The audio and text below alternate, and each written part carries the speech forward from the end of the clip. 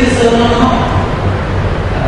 And though he said that he sees no difference between the Sermon on the Mount and what was taught in the Bhagavad Gita in Hinduism, the ancient texts, he saw something different in Jesus.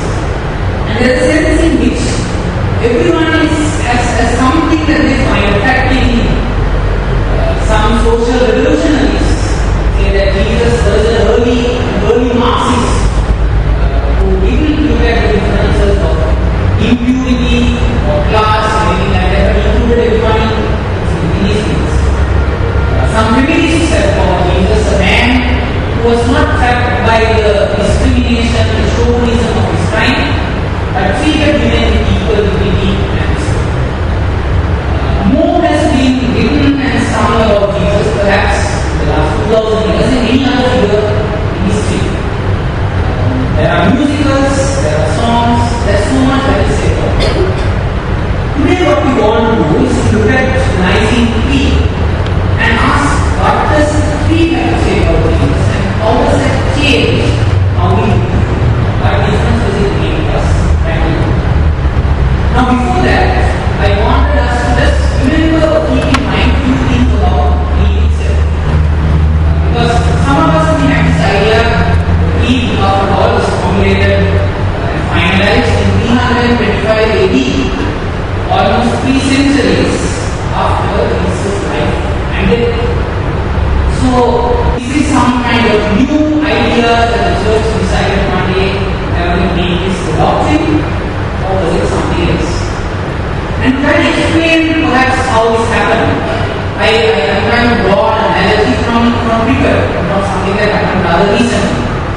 So, anyone here will recognize the person of Queen, Sanatha Surya, and some of us have had the privilege of watching many of his outstanding meetings as a Twitter. Now, Sanatha Surya really came into his role in the 1996 World Cup. Yeah, he and Mohnish Pabulard and 2 opening batsmen decided in the first 10 overs of the game they would go after the ball. This was a change from how people normally done. And he became famous for that. And after some time we saw all teams following this.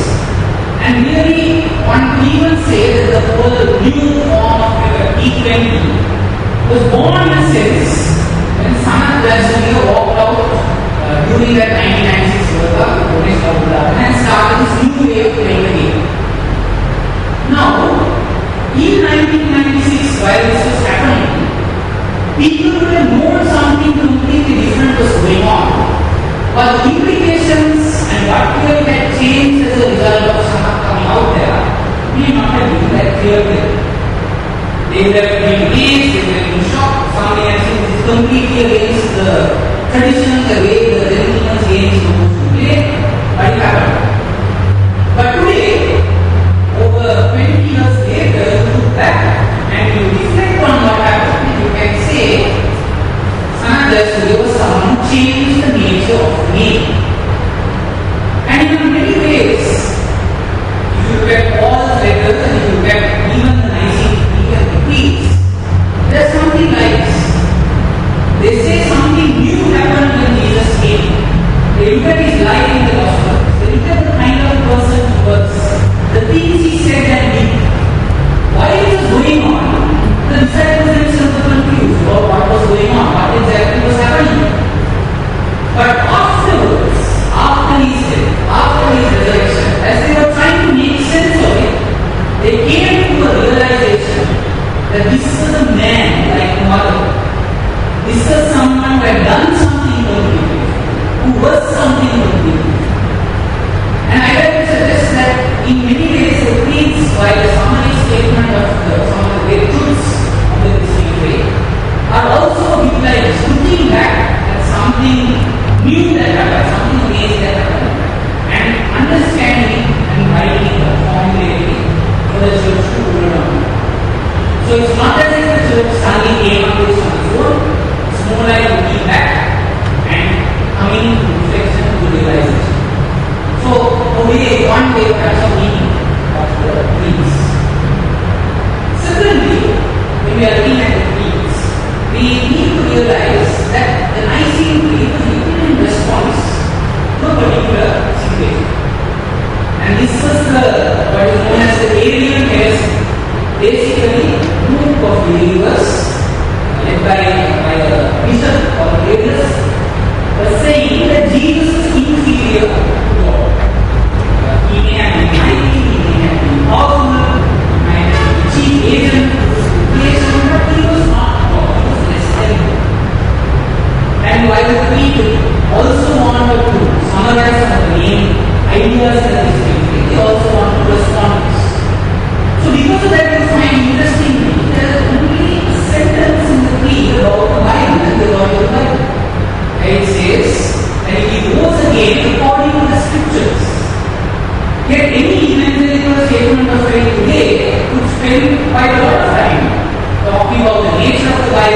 authority of the Bible and so on.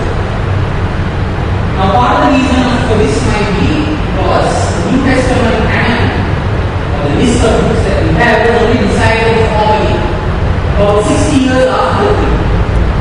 But it's worth keeping in mind that the creed may not cover everything that there is in the Christian faith. Perhaps even some important things, like the authority of Scripture, are not spoken about explicitly. So it's a response to a particular situation. And thirdly, we have to realize that the creed has a series of we believe statements. We believe in one God, we believe in Jesus Christ, the saving work, and so on. And sometimes it's easy for us to say we believe something. But really, whether we believe something or not, the test is whether it changes how we live. If I say that to one of my friends that I trust that person, anything that they might do, that I have complete faith and trust in them. But when that friend confides something in me or tells me something, I don't believe it until I check with 5 other sources. Then even if I tell my friend I believe in you, I know. Our beliefs have to change our lives. And so, in one sense, it's possible for us to sign on to everything that is here, to say Jesus is our Lord, but not really believe it. To say we believe all these different things, but not really believe it. So we need to ask ourselves, even if we say, yeah, we believe all these other things, does it really shape our lives? And that's what we want to get in this reflection on the creed. We have the creed and it speaks about Jesus Christ, His nature, and who He is, but does that shape our lives? Does that make a difference in how we live daily? So the creed was something that when you look back at what happened, they formulated it. The creed is a response to a particular situation, but also we have to be careful about the connection between believing something and doing something. The Bible, knowing something or believing something, always goes with thinking or acting. So let's hold these themes about the creed with us as we go into what we have to get today. So let's now look at the section that we are examining today in the creed. This is the portion of the creed which talks about the nature of Jesus Christ. And I'll just read it out one time and then we will go through it again. So it says, we believe in one God, Jesus Christ, the only Son of God, eternally begotten of the Father, God from God, life from life, true God from true God, begotten not made, of one being with the Father, through Him all things were made. Now there are commentaries on the Nicene Creed that go through every verse, every word, and talk about the significance of it. And I think perhaps that is something that we should do. If I have been saying it at church, because we're doing this series. But for today, I want to focus on 3 things which I think we take away from this portion of Scripture. First of all, we know from this that we are saying that Jesus is Lord. And though this has become a very common thing for us to say, we are reminded today by scholars about how when Paul first said Jesus is Lord, he was giving Jesus a name, a title, which was reserved for Caesar. Caesar was Lord. So when you say Jesus is Lord, the Christian community was almost indirectly telling the Roman Empire, you are not as great as you think you are, because we follow someone who is even greater than Caesar. Jesus is Lord. And today, when we say Jesus is Lord, we mean that Jesus is someone who has complete authority over all areas of our life. The creed emphasizes that one Lord, one person who is at the top, and that is Jesus Christ. So Jesus is Lord is one thing that we need to bear in mind as we say. The second thing is Jesus is begotten of God. And this is perhaps one of the confusing areas in the Greek. The word begotten is not really the word we use much today. We don't say that someone got married and then they beget 2 children or something like that. That's sort of older kind of term. But there is a reason why they use this language. The word begotten is very similar to the word make or create, but it's also different. You see, I can make something which is very different to who I am or what I am. For instance, I can make a chocolate cake, but a cake is different to who I am. The word begotten, on the other hand, is used to say of someone that they have made someone who is of the same nature as they are. That is why the word begotten is for children. That parents beget children. Because children are the same kind of being as the parents. So then the immediate question comes, of course, is the Greek saying that God created Jesus at some point in time? And was there a time before which Jesus did not exist? And this is some of us may think this is sort of abstract theological discussion. But just as much, for example, today, same-sex marriage or relationships are controversy in the church. In the early church, this was the controversy which was dividing Christians. So, was Jesus made by God? And was there a time before which Jesus did not exist? And there's a line from the creed which they use, which helps us understand. You might remember there's a line in the creed which says, light from light. God from God, light from light. And there's a narrative that they use to explain what they mean by begotten of God. And of course, this was made, Ismail was made at a time when he could believe light traveled instantly from the sun to its destination. So what they said was, sunlight is derived from the sun. It comes from the sun. But there is never a time when you have only the sun and more light from the sun. If you have the sun appearing, then at the same time the light also appears. They are connected. Light is derived from the sun, sunlight is derived from the sun. It is separate from it, but there is never a time when you can have the sun and more light. Always light is traveling outside of the sun. Similarly, the creed is trying to communicate using human language which we use for events that are bound by time, bound by space, using human language to express something divine. The creed is trying to say Jesus comes from God, but there was never a time when God existed and Jesus did not exist. Just like the sunlight comes from the sun, but there is never a time where we have the sun and the light. Jesus is from God, begotten of God, but there was never a time when God existed and Jesus did not exist. That's why we say eternally begotten. There is a relationship between these two people of the Trinity, but it is an eternal relationship. Eternally begotten of the Father. And finally, the final thing to take away from it is that Jesus is the same being as God. Jesus is not an inferior person. He is not an amazing sort of angel who was powerful, who was mighty, maybe had a heat of the divine on him, but worthy. Jesus is the same being as God. And this was crucial at that time because this was the one thing which the aliens, the people who were saying Jesus was inferior to God, could not accept. They said that this was wrong, this is not something that we could accept.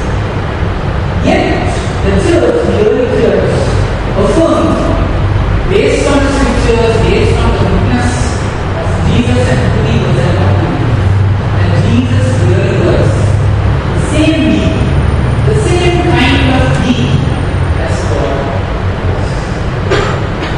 And statement, areas who rejected the creed was excommunicated from the church, and this is said to be essential, one of the key fundamentals of the faith at that time. And why we expect that throughout the church, everywhere in the world, these are the same thing. But why we say Jesus is the same thing? And this brings us to my English friend, perhaps many of your friends who will say, Jesus' teaching unbelievable. Jesus' lifestyle, something I find attractive.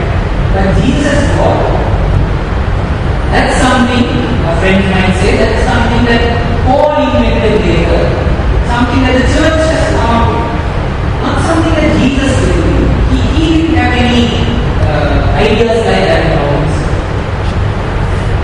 So I want to know why we say that Jesus is God.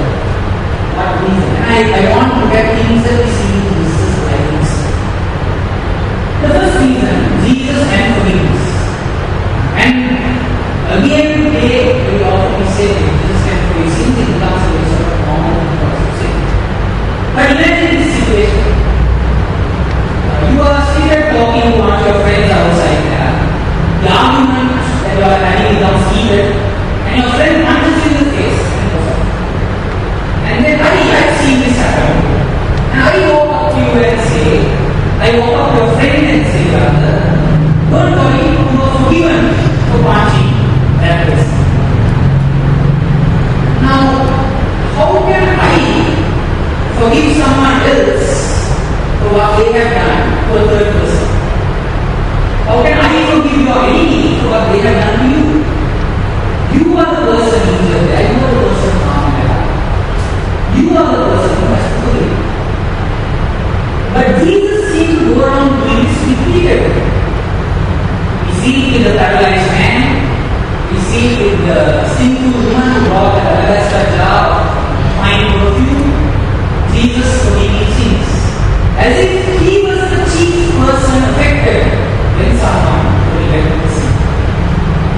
Now only God can forgive sin, and the reason is when we sin, we might sin against the human person who is earth, but we are always sinning against the creator of the world, against the king of the world. We are breaking his law.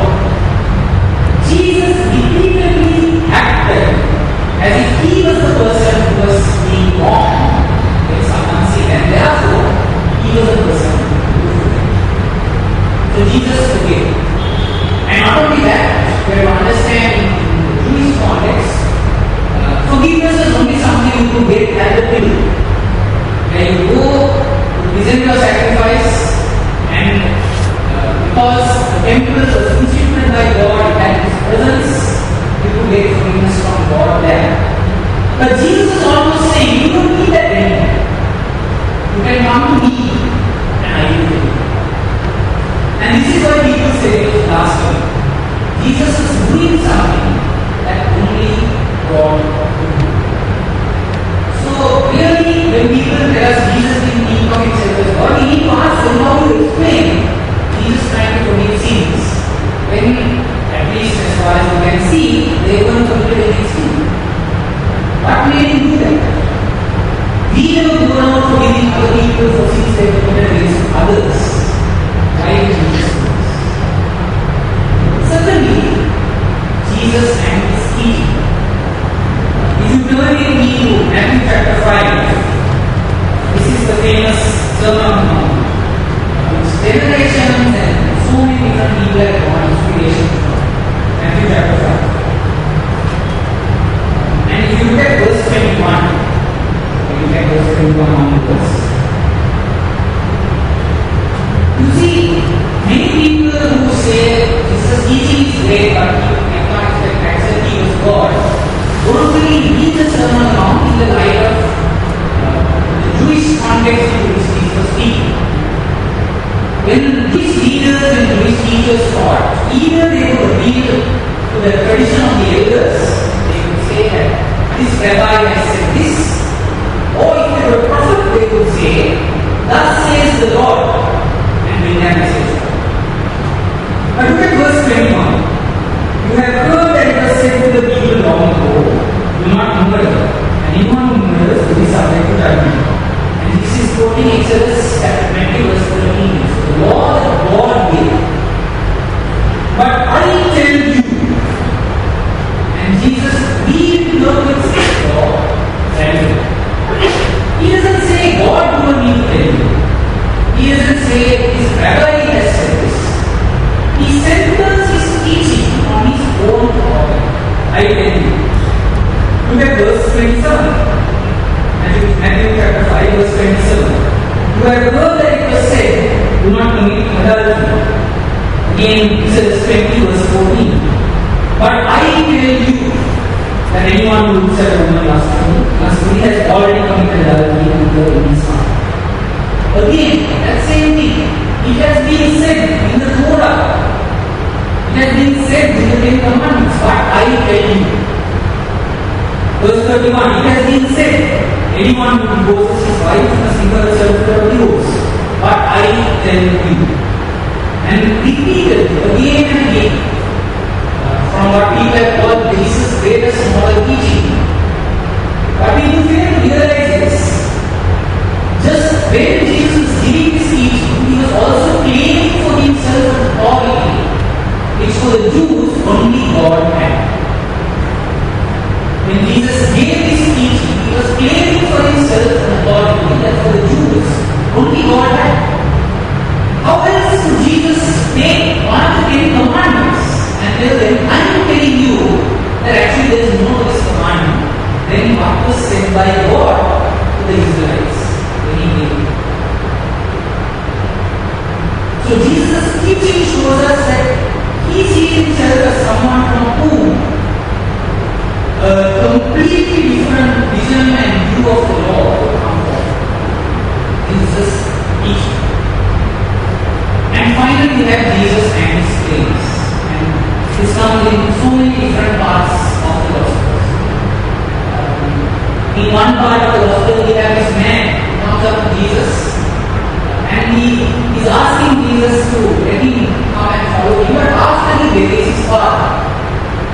And Jesus has not much short time there. He says, let the dead bury their own dead. He speaks about how your love for your family must turn to hatred compared to your allegiance and your love for him. Amazing things. Imagine if anyone came to us today and said that your loyalty to me must be above any other loyalty you have to anyone on this earth. Most of us would dismiss someone like that our friend. There have been people who have asked this kind of loyalty. The dictators, the military rulers of the world, like rulers like Hitler, for example, and his soldiers were not considered obedience to him. But those are the kind of people who ask for that type of obedience. Now, in Israel, where they knew that that kind of allegiance only belonged to God, Jesus says something. You must follow me. You must believe what I say. You must leave everything else and come follow me. Jesus stands close. So this is why I said that even though while it was going on, the disciples were offering one thing. You can see, even though they were respected members of the early church later, usually in the Gospels they come across as sort of very slow, sort of dim-witted. Jesus is usually rebuking and saying, you don't understand, how come you still don't get it, and that kind of thing. But afterwards, as Paul and Peter and John and James and all these others reflected on what was going on, they said, how can someone say for his sins? How can someone claim the authority of the Torah? How can someone claim absolute allegiance and yet not be God? He was asking for what only God can answer. And that is how they came to this amazing conclusion that Jesus was God himself. They looked at his life, they looked at his words, they looked at his teaching, and they said Jesus. And so the creed puts that out for us in sort of a systematic theological form. But we see in the Bible over and over again. So like this.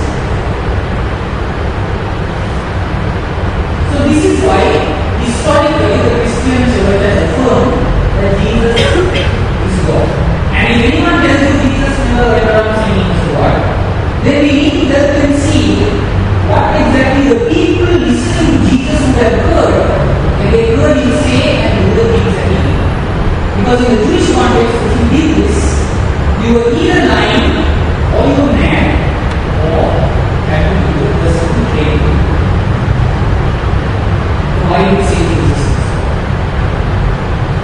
And now we need to ask ourselves, this is really a crucial question for us many of us. What difference does it make? Because we can look at sort of the theology of the creed, we can look at the apologetics of why Jesus, we believe Jesus is God. But unless it shapes our lives, then there's really no point, I think, in saying I subscribe to my sin. It has to change the way. And I think underlying everything what it really does is it makes us change how we understand God. Often what we can do is we have an idea of God and we ask, did Jesus fit into this God? Now, our idea of God might be wrong in the first place, and then you might say Jesus is not like this idea, so Jesus is not God.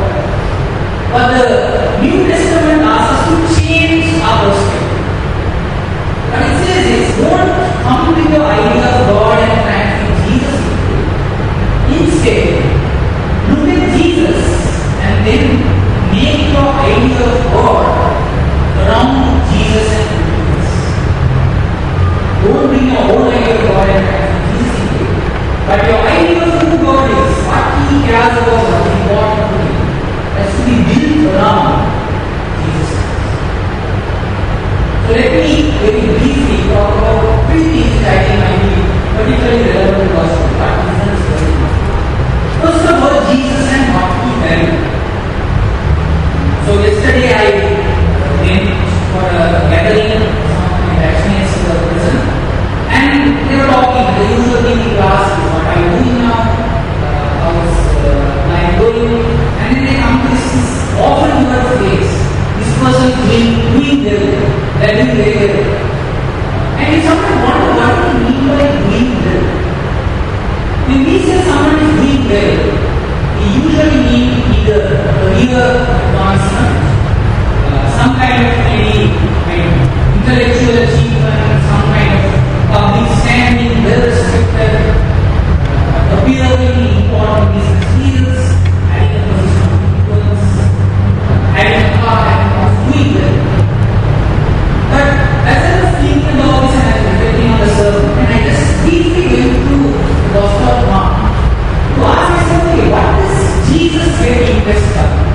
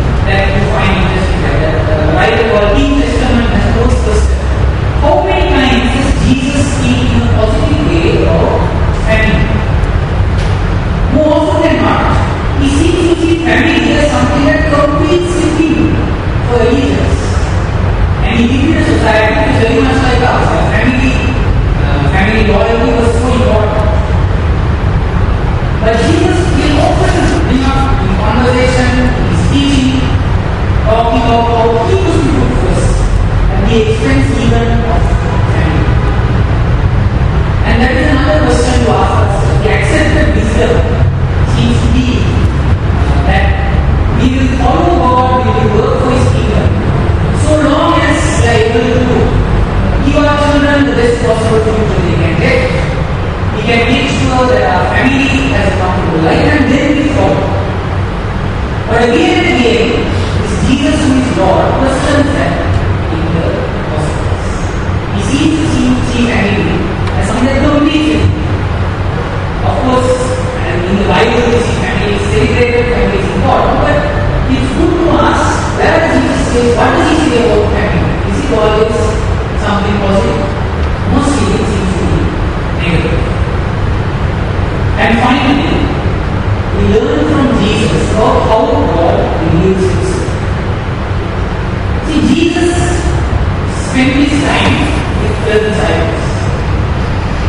And his teaching of himself to them was not mainly through what we might have heard, sermons.